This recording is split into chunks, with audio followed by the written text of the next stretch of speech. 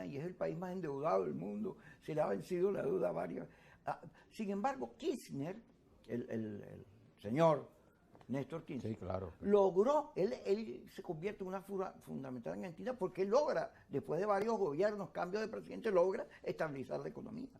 Sí, bueno, y tuvo ayuda internacional también muy importante, ¿no? Sin duda alguna en su momento. Pero ese es el drama de Argentina.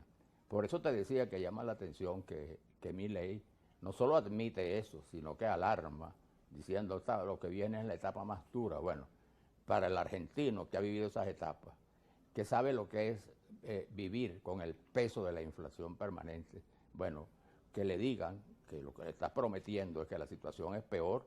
Mira, yo no sé cuál es su reacción, porque no es un mensaje de esperanza ni de optimismo, que es cuando menos lo que se espera después de una victoria electoral y justamente cuando se asume el poder para una nueva gestión.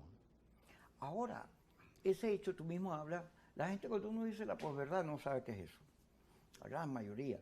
Nosotros hablamos de eso porque la posverdad es un fenómeno que se produce con la llegada de Trump al poder y con los Brits allá en Inglaterra, que lo sacaron a Inglaterra de la Unión Europea, del euro. Entonces, en esa campaña se dieron muchas mentiras, cosas que se comprobaron que eran mentiras. Y la llegada de Trump al poder también está llena de mentiras por todos lados. Son unos cotorreros. Pero son unos cotorreros los que pertenecen a esa nueva derecha, pero son auténticos. Son personajes que dicen lo que sienten. Generan una sensación de que están diciendo la verdad. No son los populistas clásicos que prometen de todo y después se desaparecen y no hacen nada. No, estos son unos personajes antisistema. Y el antisistema, el discurso antisistema lo tenía la izquierda, pero la izquierda en América Latina resultó más o menos lo mismo que los comunistas de la Unión Soviética, Cuba, del viejo socialismo, que en términos económicos eran un desastre y por eso cayeron. La izquierda latinoamericana también ha sido un desastre en términos económicos, pero también su discurso se convirtió. La revolución ya no emociona a nadie, porque la revolución no es revolución. Más bien ha pasado una cosa, la casta, según dice Milei. Entonces, pareciera que hay una búsqueda de una nueva reflexión política y Milei a esa búsqueda le da una nueva narrativa, le da un discurso. Es un cuento nuevo. Bueno, sí, bueno, siempre ha existido esa confrontación, ¿no? Eso que simplifica sin que haya razón para simplificarla entre derecha e izquierda. Y que la gente la interpreta de manera muy alegre, pues. Te califica, este es de izquierda, es de derecha, y resulta que no es así. A la hora de la verdad, en estricto sentido, no hay una derecha como se considera normalmente, ni tampoco una izquierda. Ahora, el fenómeno nuevo que viene con todo el tema de los últimos cambios geopolíticos que ha ocurrido es el fortalecimiento de la ultraderecha, que no es la derecha que se conocía. Es decir, que nosotros, por ejemplo, en nuestros países llamamos conservadores. No son los conservadores, la ultraderecha es una expresión que toma muchos elementos del nazismo, ¿no?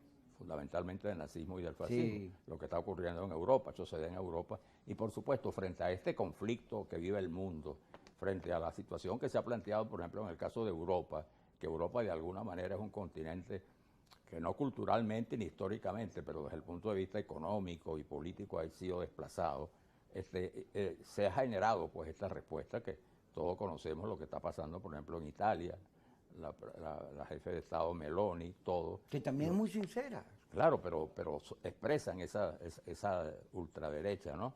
El caso de Le Pen inicialmente y de su hija, ¿no? Le Pen también. Y eso se ha trasladado también con mucha fuerza en el caso de España, el caso del partido Vox de Abascal. Y en España eso tiene una explicación. España está viviendo un proceso en el cual no es que se reproduce, pero hay señales de que esas huellas, esas heridas que quedaron de la guerra civil, también se están reactivando. Sin duda, ese partido, Vox y Abascal, representan lo que era la famosa derecha, pues el franquismo, que es lo que devino en el franquismo, ¿no? Y por cierto, se ha trasladado, después del boom que representó el triunfo de Donald Trump, también a América Latina. Y tenemos, por ejemplo, el caso de Bolsonaro, que es el más importante porque Bolsonaro gana la presidencia, ¿no? Y tiene además esos planteamientos propios de Trump, que son extravagantes, que van contra el sentido común incluso. Y eso se ha extendido también en Argentina, en el caso de Milei, exagerado, porque Milei no se puede considerar que es de derecha, sino que él mismo dice que él es ultra, como es, narcocapitalista, y tiene un mensaje que no es de derecha, sino también está el caso que no hay que descuidarlo, el caso de Chile. La primera vuelta la ganó Kast. Kast con un planteamiento también de derecha. Liberal. Está el caso, por ejemplo, que aunque no tiene la relevancia, al menos mediáticamente, pero es una fuerza importante en Colombia, de la senadora Cabal, ¿no? Y también hay expresiones en toda América Latina. Mucha gente también le endosa este calificativo a Bukele, aunque Bukele también en el caso de El Salvador. Y está también en el caso de Venezuela, que si se busca un parentesco, no, habría que hablar entonces del caso de María Corina Machado, que tiene unos planteamientos muy parecidos y además que se emparentarían con esta onda que está recorriendo, como esas ondas que recorren América Latina, que está recorriendo América Latina y que le ha sido a ella absolutamente favorable para disparar su candidatura y su opción presidencial. Fíjate, Piñera era una derecha moderna, tolerante. Sin embargo, esta derecha, Bolsonaro, Milei, María Corina, agarra algo que era propio de la izquierda, que era la lucha de clases. Los pobres contra los ricos. Como los pobres son más, la izquierda siempre vendió, pues, revancha. Chávez aquí. Sin embargo, ahora la rabia viene de la economía, del fracaso económico.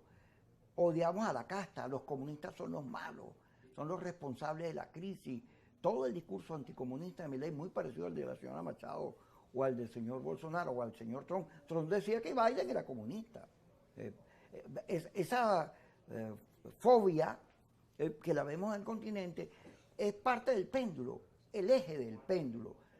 Y cuando uno se puede estudiar por qué se da, en el caso de Venezuela, que no es igual a Argentina, es complejo el asunto.